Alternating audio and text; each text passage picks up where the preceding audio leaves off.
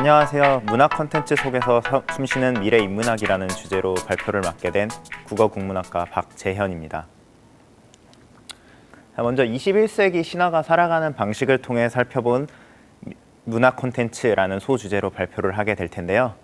문화 콘텐츠와 신화가 무슨 관련이 있는지에 대해 먼저 이야기하고 21세기 속 신화에 대한 이야기, 구체적으로 토르 이야기를 먼저 살펴본 후에 미래 콘텐츠에 대한 제언으로 발표를 끝맺음하겠습니다. 문화 콘텐츠란 무엇일까요? 말 그대로 문화 콘텐츠란 다양한 이야기, 문화적인 이야기들을 콘텐츠 속에 반영하는 모든 것들이 문화 콘텐츠입니다. 과거에는 주로 소설, 영화, 연극 같은 것들이었겠죠. 하지만 현대에 이르러서는 이런 것들이 게임이나 애니메이션 등으로 많이 확장되고 하고 있습니다. 이러한 새로운 방식의 문화 콘텐츠라고 하더라도 여전히 옛것과 관련이 있습니다. 보시는 바와 같이 미야자키 하야오 감독의 이웃집 토토로, 그리고 그 밑에 있는 마블 코믹스의 토르 이야기, 그리고 주호민 작가의 신과 함께, 이 세 작품의 공통점이 바로 신화를 차용하고 있다는 것인데요. 이렇듯 문화 콘텐츠는 많은 옛 이야기들을 가져다 사용하고 있습니다. 그렇다면 왜 신화일까요? 가장 먼저 신화는 그 자체로 가장 오래된 서사이면서 재미있는 이야기입니다. 할머니가 옛 이야기 해주듯이 이런 재미있는 옛 이야기들을 문화 콘텐츠 속에 반영하기 때문에 사람들에게 많은 인기를 얻고 있는 것이겠죠.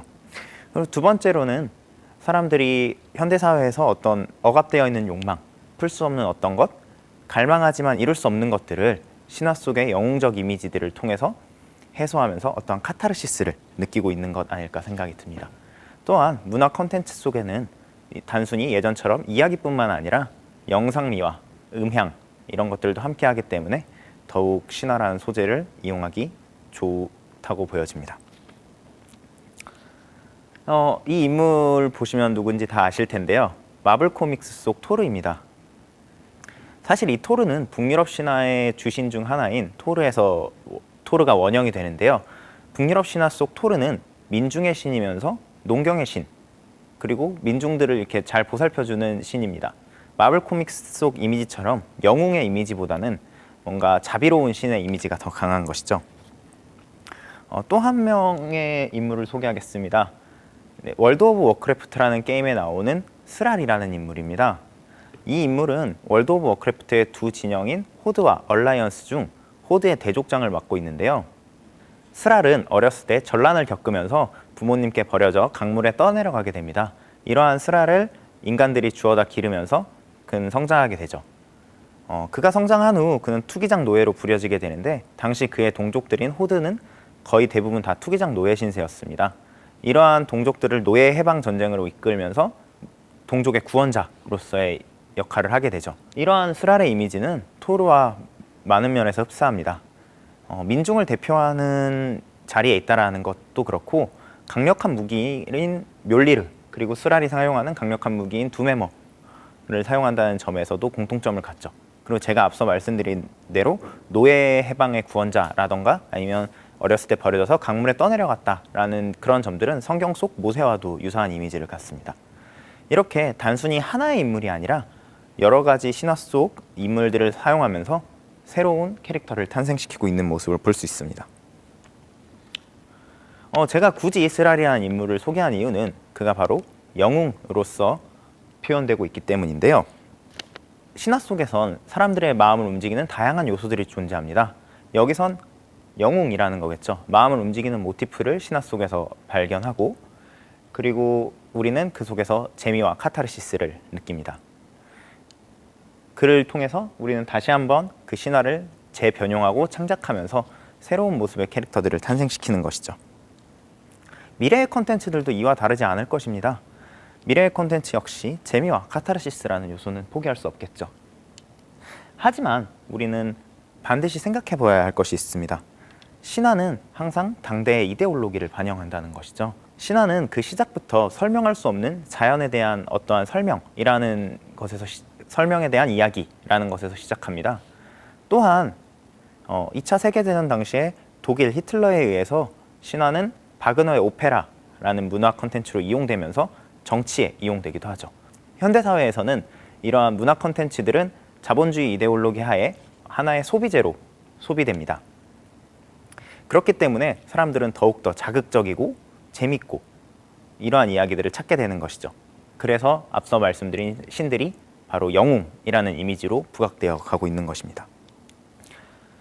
하지만 앞으로 미래에는 이러한 단순한 재미나 영웅적 요소뿐만 아니라 더 다양한 요소들이 신화 속에서 발견되어야 할 것입니다.